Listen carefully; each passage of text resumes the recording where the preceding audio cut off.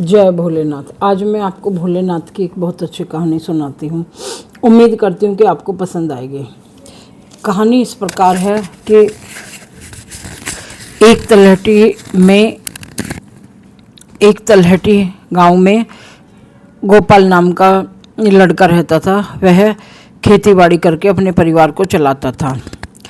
वह भोलेनाथ को मानता तो था, लेकिन भोलेनाथ की पूजा नहीं करता था। और उसकी सोच थी कि मैं मेहनत ही सब कुछ होता है। तो चलता रहा कुछ दिन तक ऐसे ही। उसके बाद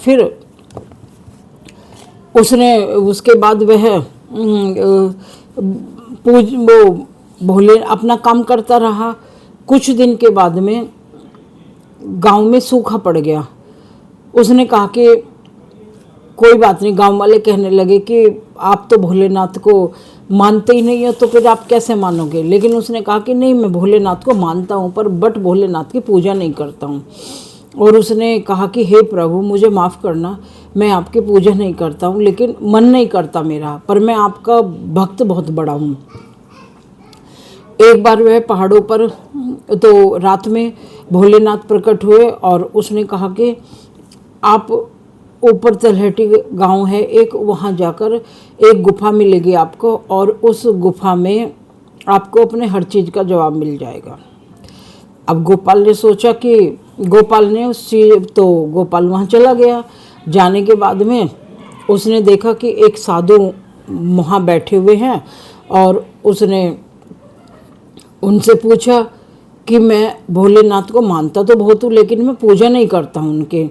उसने कहा कि अब मैं इसका क्या जवाब दूँ, आपको खुद ही जवाब मिल जाएगा। और उसके बाद वह नीचे उतर आया और अपना काम करने लगा। एक दिन उसको सपने में रात में भोलेनाथ आए।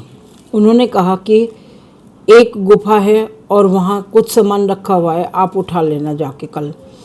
उसने भोलेनाथ के उन बातों को नज़रअंदाज करके अपना मेहनत करने में लगा रहा। उसके बाद डेली उसको भोलेनाथ सपने में आते, रोज। इस तरह से करके 7 दिन तक भोलेनाथ उसके सपने में आते रहे। उन्होंने कहा कि जाना वहाँ, तो उन्होंने कहा ठीक है, मैं देखता हूँ भगवान। अगले दिन वह फिर काम पर चला गया। उसने देखा कि बहुत तेज आंधी तूफान शुरू हो गया है, और वह गोपाल डर गया और पास में ही जो एक गुफा थी वो वहाँ जाके बैठ गया। अपने आप को सुरक्षित समझने लगा। उसने कहा कि भगवान, मैं अब सेफ हूँ। लेकिन अब भगवान उसको विश्वास कैसे दिलवाए। थोड़ी देर बाद जब वह उस गुफा से बाहर निकला तो गांव वालों ने बताया कि इस चट्टान से बहुत भारी पत्थर गिरा था, और पता नहीं उस गुफा में जो भी होगा वो मर गया होगा।